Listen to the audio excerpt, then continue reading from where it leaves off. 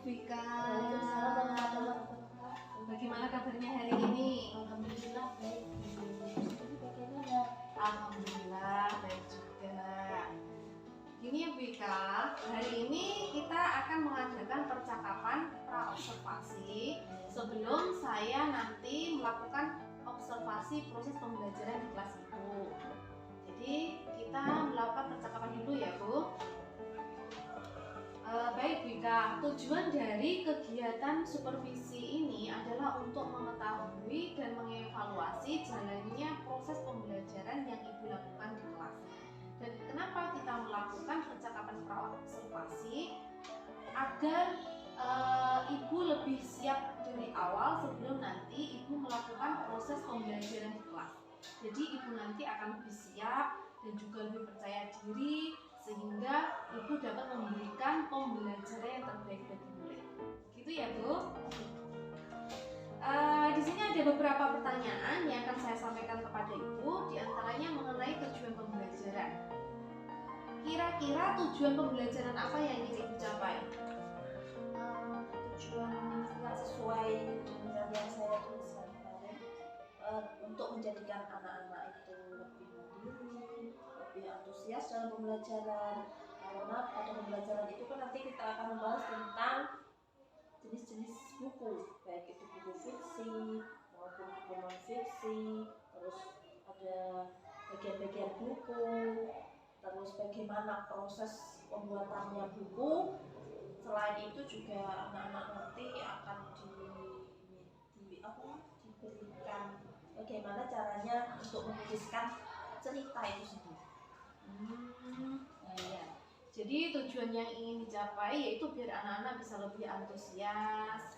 Terus nanti kegiatannya juga Ibu menjelaskan tentang jenis-jenis buku, tentang materi fiksi dan juga non fiksi, seperti itu ya Bu.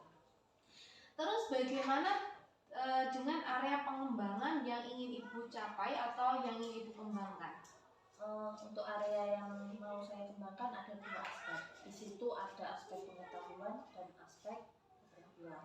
Untuk aspek pengetahuan sendiri di situ yaitu menjelaskan tentang bagaimana materi-materi tentang jenis-jenis buku itu tadi. Terus untuk aspek keterampilannya melatih siswa untuk keterampilan berbicara, keterampilan menulis, serta keterampilan untuk bertanya.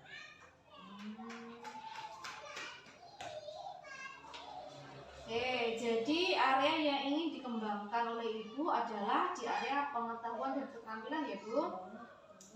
Pertanyaan selanjutnya, bagaimana rancangan pembelajaran yang akan Ibu terapkan di dalam kelas? Misalkan dari strategi atau dari model atau metode pembelajarannya. Untuk strategi nanti saya akan menerapkan pembelajaran berdiferensiasi yang sesuai dengan kesiapan dan gaya belajar siswa itu nanti. Terus untuk modelnya kita bisa pakai diskusi, tanya jawab, serta penugasan kepada siswa agar siswa lebih aktif dalam pembelajaran.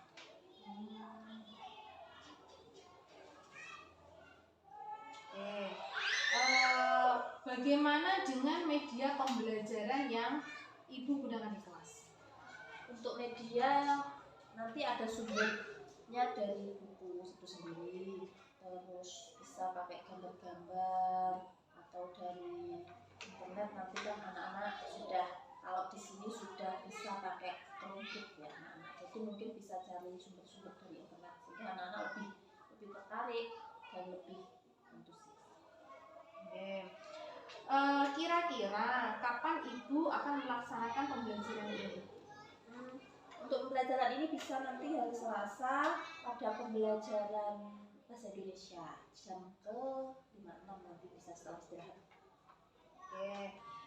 Jadi pada hari Selasa nanti saya akan ke kelas Ibu untuk melakukan supervisi kelas dan mencatat apa saja yang terjadi di kelas Ibu. Setelah kegiatan supervisi kelas, kita akan melakukan percakapan lagi, yaitu percakapan pasca observasi. Gitu ya Bu. Jadi sebelum kita akhiri percakapan kita pada hari ini, kira-kira apa yang ingin Ibu dapatkan dari percakapan kali ini? Yang ingin saya dapatkan yaitu dari medianya nanti ya, media gambar dari internet, nanti medianya akan lebih apa ya, saya gunakan dalam kegiatan itu sendiri nanti.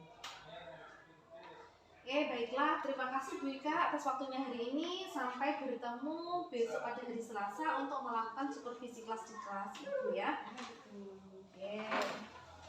Terima kasih. Assalamualaikum. Sama-sama. Waalaikumsalam. Assalamualaikum warahmatullahi wabarakatuh.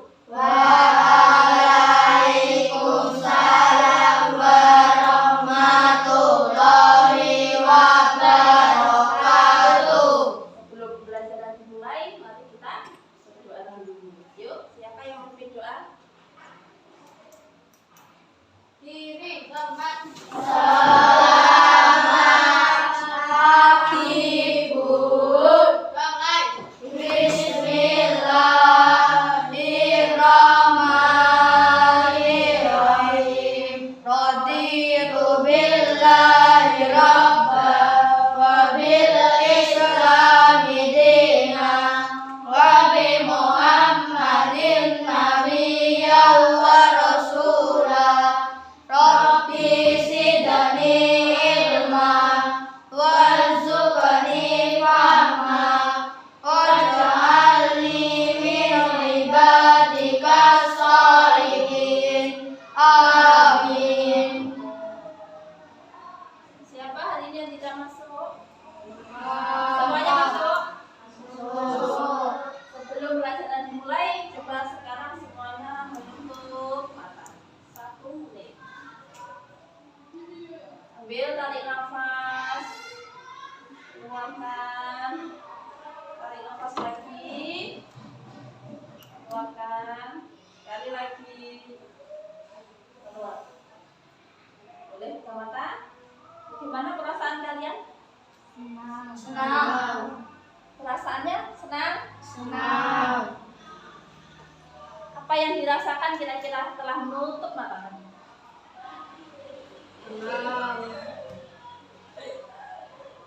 Bagaimana? Senang. Tentram. Terus? Senang. Damai. Nyaman. Seperti itulah kita rasakan supaya pembelajaran kita hari ini nanti berjalan dengan lancar. Sebelumnya perasaan yang tentram, nyaman, senang harus kita rasakan dulu. Sudah bisa dimulai? Kita hari ini akan mempelajari tentang bab 2, yaitu tentang buku jendela dunia. Semua sudah bawa buku? Sudah. Boleh kita buka di halaman 25. Bab 2 yaitu tentang buku jendela dunia. Di situ tujuan pembelajarannya pada bab ini kita akan mengajarkan tentang antusias mandiri dalam pembelajaran berbagai jenis buku fiksi maupun non fiksi. Di situ kalian akan mempelajari tentang unsur kebahasaan, tentang unsur intrinsik cerita, majas, kalimat langsung dan tidak langsung, serta teks naratif. Nah, di situ coba sekarang di jendela kalian kamu tengok. Boleh berdiri sambil menengok keluar. Boleh menengok yang sebelah sana, boleh menengok ke sana, ke situ. Kira-kira apa yang dapat kamu lihat dari jendela? Jangan. Pemandangan. Ada lagi? Luar itu? Itu apa? Pohon. Pohon, pemandangan. Apa lagi? Nah, rumput, lapangan. Itulah. Di situ apa yang dimaksud dengan buku sebagai jendela dunia. Dari kamu melihat jendela di sekolahmu, terus di sini yang ada judul buku sebagai jendela dunia. Maksudnya apa? Ada yang paham? Buku sebagai jendela dunia. Kamu tadi kan sudah menengok keluar kelas. Oh Ya, di sana ada rumput, ada lapangan, ada pohon, ada pemandangan. Kira-kira buku sebagai jendela dunia itu, buku sebagai apa? Kamu bisa mengetahui apa?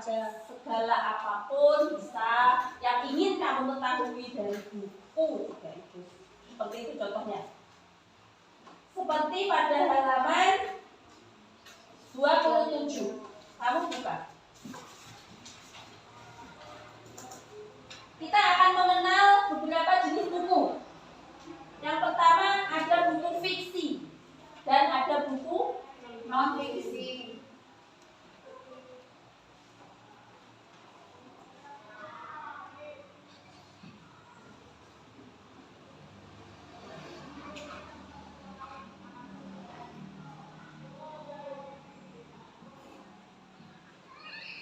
Nah, ada gambar beberapa, 4 buah gambar. Di situ dari sampelnya kamu mengetahui apa itu buku fiksi dan buku non fiksi. Sekarang kita lihat dulu. Contoh gambar yang nomor 1 itu adalah contoh buku Fiksi. buku fiksi. Gambar yang kedua contoh gambar buku Non fiksi. Gambar yang ketiga Fiksi. yang keempat Non fiksi. Kalau begitu pengertian dari buku fiksi apa? Dari contoh ini.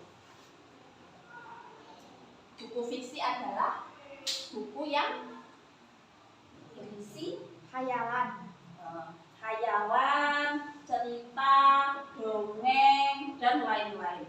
Pinter sekali.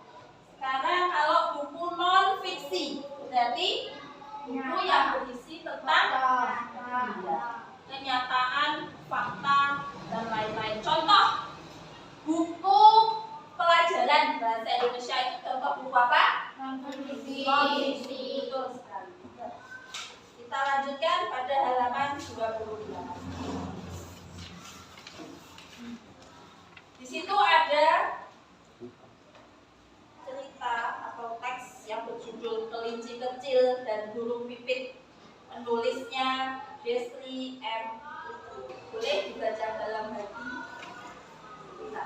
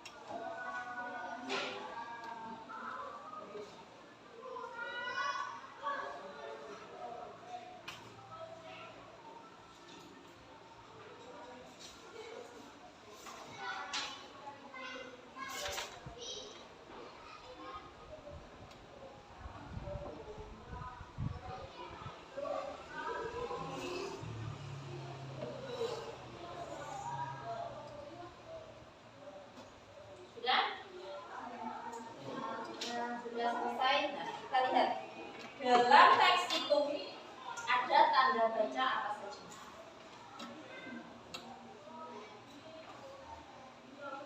Tanda baca, tanda tanya, ada tanda seru, titik, tanda petik, koma. Ada lagi? Coba, Penila, baca paragraf pertama. Sapi satunya bertengger di jalan pohon dekat kebun itu. Segera terbang menghampirinya. Dalam tanda baca itu ada tanda titik, ada tanda koma. Kita perhatikan tadi Zanila membaca, aduh sakit. Suara kelinci kecil menggelegar di sudut kebun Pak Rusa. Wajahnya tampak seputih kapas dan titik-titik air mulai membanjiri matanya. Tanda titik, di situ tanda titik fungsinya supaya apa? Ya, pinter. Berhenti. Tanda titik dalam kalimat atau sebuah cerita fungsinya kalau tidak ada tanda titik berarti berhenti. Membaca tidak boleh teruskan. Terus sekarang ada lagi, ia terduduk di tanah sambil memegangi kakinya. Burung pipit yang sedang bertengger di dahan pohon di dekat kebun itu segera terbang menghampirinya. Ada tanda apa? Koma. Fungsinya apa kira-kira?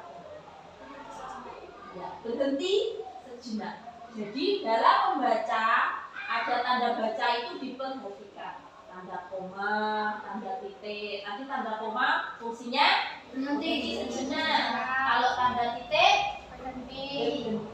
Ya, betul sekali.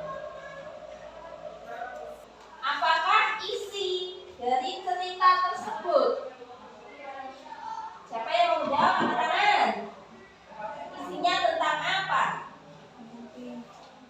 Angkat tangan. Terus dijawab.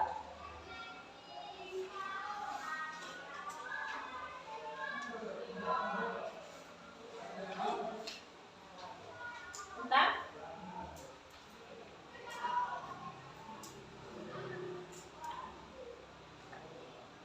Kelinci kecil dan burung pipit. Tentang kelinci kecil dan burung pipit.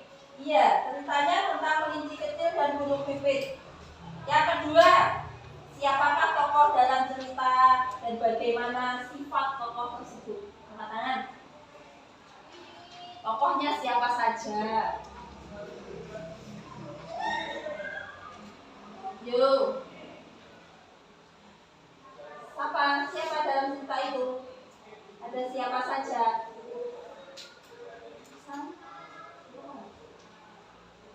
Yuk.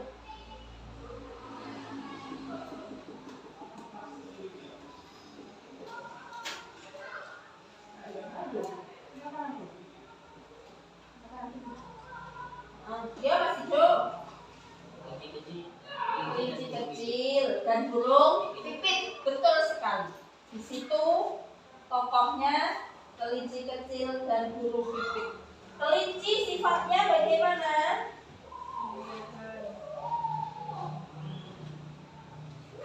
Mempunyai sifat mencuri. Mencuri ya tadi. Sifatnya yaitu bukan mencuri. Kira-kira dia kan pengen tahu bagaimana di luar, kan sudah dilarang sebenarnya. Sifatnya apa sih? Tidak mematuhi aturan. Terus kalau sifatnya burung pipit tadi memberitahu kelinci. Oh, sifatnya bagaimana tadi? Sebagai menasehati atau bijaksana bisa. Terus yang ketiga, di manakah latar cerita berlangsung? Di mana tempatnya? Ya, Hasan. Di hutan, betul sekali. Nomor 4, kapan cerita tersebut berlangsung? Pada waktu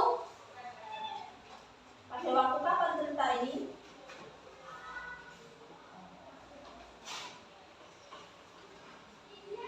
Kapan? Siang hari, betul. Apa masalah yang terjadi? Masalahnya apa? Ceritanya tadi. G. Mencuri wortel di kebun Pak Rusa.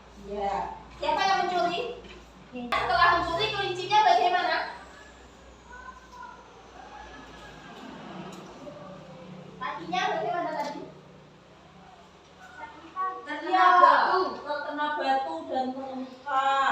Setelah itu, nomor 6, bagaimana masalah itu diselesaikan? Bagaimana? Setelah tadi kelincinya kakinya terluka, terus ada burung pipit yang menasehatinya. Setelah itu dibilangi burung pipit disuruh apa? Meminta maaf kepada Ibu.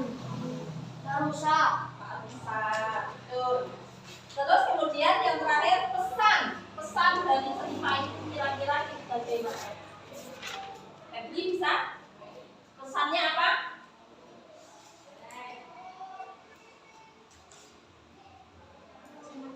Jangan mencuri yang bukan milik. Dari cerita itu ada yang namanya unsur intrinsik cerita.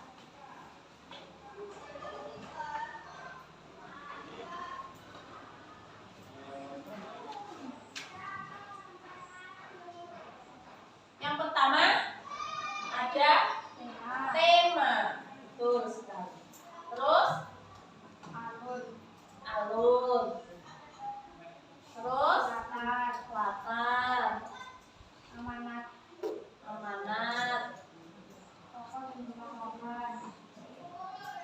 Tokoh dan penokohan.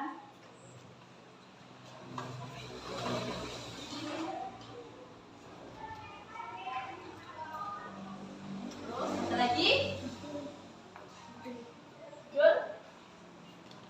Ada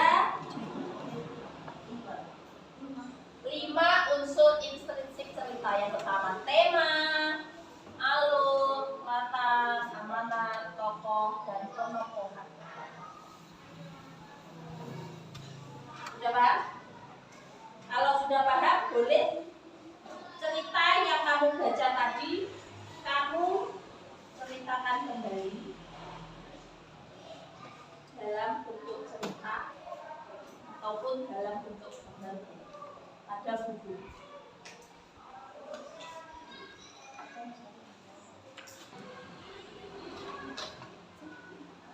Terus diceritakan kembali dalam bentuk cerita, dibaca.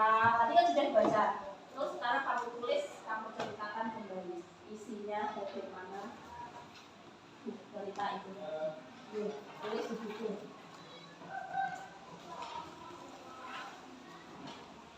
Tulis ya.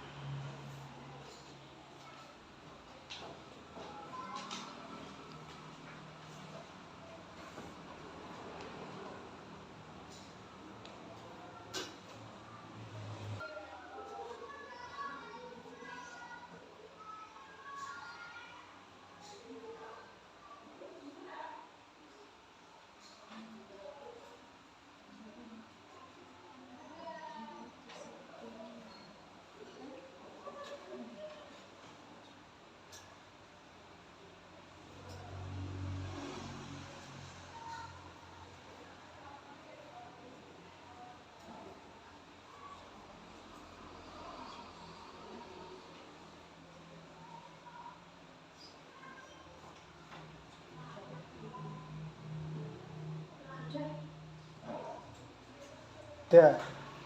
Sudah selesai? Kalau sudah, coba. Siapa yang mau mempresentasikan hasil kerjanya di depan? Angkat tangan. Ya, Cerila. Ini ceritaku. Ada seekor kelinci kecil yang kakinya terluka. Kemudian bertemu dengan burung pipit. Kelinci kecil bercerita ke burung pipit jika dia telah mengambil wortel di kebun Pak Rusa. dan tidak mematuhi perkataan ibunya. Lalu, Guru Wiwit menasehati agar tidak mengambil barang orang lain tanpa izin dan mematuhi aturan ibunya. Kelinci kecil akhirnya meminta maaf kepada Pak Rusa dan ibunya dan berjanji tidak akan mengulanginya lagi. Selesai. Selanjutnya, siapa yang mau depan? Ya, Febri, silakan.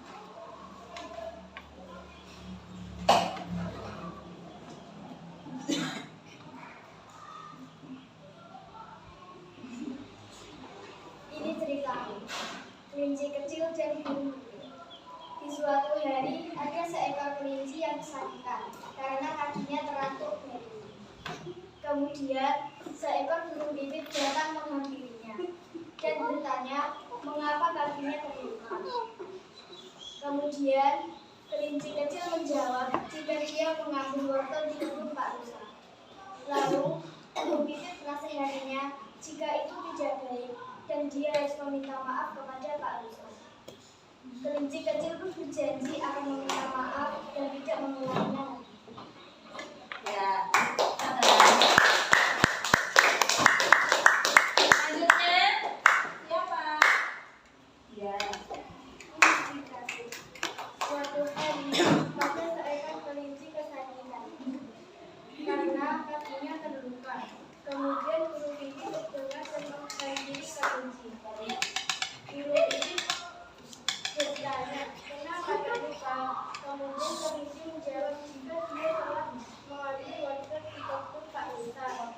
Lalu burung pipit menasehati kelinci tidak mencuri, artinya kelinci minta maaf kepada Pak Rusa. Ya.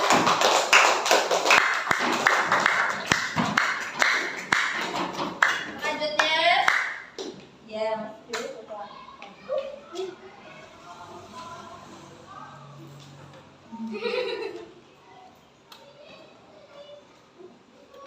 Ada suatu hari ada seekor kelinci yang kesakitan karena kakinya terantuk batu. Kemudian seekor burung pipit datang menghampirinya dan bertanya mengapa kakinya terluka. Kelinci kecil menjawab bahwa ia mengambil wortel belum Pak Rusa tanpa izin. Burung pipit kemudian menghampiri kelinci agar dia minta maaf ke Pak Rusa. Ya. Cerita temanmu, cepetan. Jadi, menceritakan kembali sebuah cerita bisa dalam bentuk gambar, bisa dalam bentuk cerita atau tulisan. Jadi di sini kamu sudah paham tentang unsur intrinsik dalam cerita itu. Sebutkan ada berapa? Coba unsur intrinsik cerita. Yang pertama ada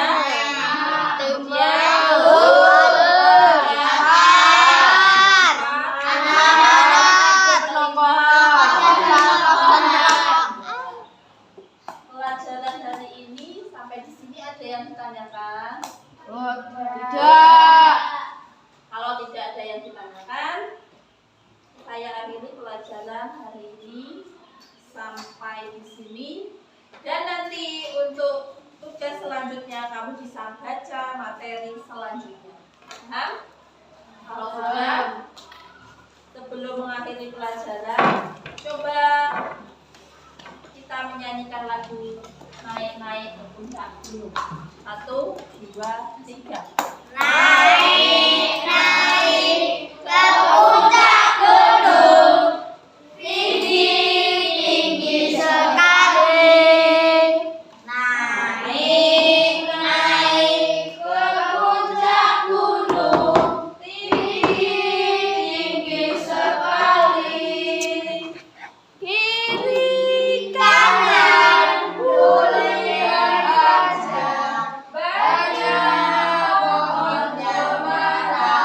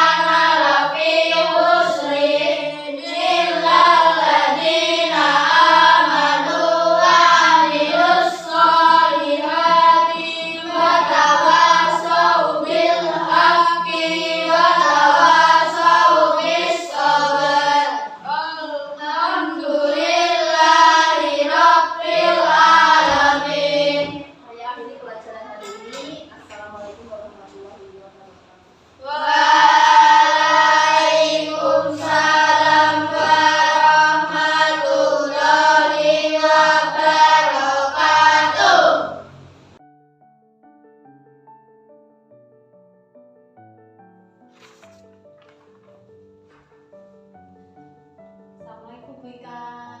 Waalaikumsalam warahmatullahi wabarakatuh. Bagaimana kabarnya hari ini? Alhamdulillah baik Bu. Baik sendiri bagaimana? Alhamdulillah baik juga. Maaf ya Bu, mengganggu waktunya sebentar. Begini, pada hari ini kita akan melakukan kegiatan pasca observasi. Nah, kegiatan ini bertujuan untuk mengevaluasi atau juga mensupervisi sejauh mana proses pembelajaran yang Ibu lakukan. Jadi nanti saya akan mengajukan beberapa pertanyaan ya Bu.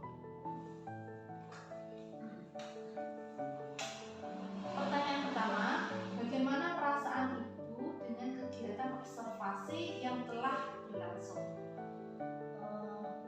Awalnya saya merasa terganggu dan tegang karena mungkin belum terbiasa. Tapi ya alhamdulillah mungkin karena berjalan waktu akhirnya ya terbiasa. Alhamdulillah ya Bu. Bisa diceritakan kembali Bu bagaimana area pengembangan di kelas Ibu serta tahapan-tahapan dalam pelaksanaan proses pembelajaran di kelas. Yang pertama, awalnya saya membuat perangkat pembelajaran, yaitu berupa modul ajar dan lain-lain. Terus kemudian membuat media pembelajaran. Setelah itu aspek pengembangannya ada pengetahuan dan keterampilan. Dalam aspek pengetahuan kemarin tentang materi bahasa Indonesia pada kelas 5 yaitu tentang jenis-jenis buku, terus bagian-bagian buku, dan sampai pada proses pembuatan buku itu sendiri. Untuk keterampilannya, saya mengembangkan keterampilan bahasa, keterampilan berbicara, dan keterampilan bertanya. Baiklah, sejauh mana area pengembangan yang telah Ibu lakukan? Apakah sudah berhasil atau belum? Alhamdulillah sudah baik, tapi ya mungkin masih ada kekurangannya. Alhamdulillah. Kira-kira apa Bu kekurangannya? Mungkin kekurangannya anak-anak itu masih belum terlibat aktif dalam pembelajaran. Dalam artian bertanya jawab itu cuma banyak yang diam, terus anak-anak masih rapi sendiri, tidak begitu memperhatikan dan lain-lain. Kira-kira mengapa hal itu bisa terjadi ya Bu? Mungkin ya karena media pembelajarannya kurang bervariasi, kurang menarik bagi anak-anak, sehingga anak-anak kurang tertarik dan kurang memperhatikan. Lalu apa rencana Ibu ke depannya? Rencana saya mungkin nanti akan membuat media pembelajaran yang lebih bervariasi sehingga anak-anak bisa lebih konsentrasi dalam pembelajaran, untuk lebih aktif dan memperhatikan pelajaran tersebut. Baiklah Bu, mudah-mudahan apa yang Ibu rencanakan dapat Ibu realisasikan dalam proses pembelajaran yang lebih baik lagi ya Bu ke depannya. Dan saya juga akan menunggu cerita-cerita dari Ibu untuk pembelajaran Ibu selanjutnya. Kira-kira kapan ya Bu Ibu akan merealisasikan rencana tersebut? Insya Allah pada pembelajaran bahasa Indonesia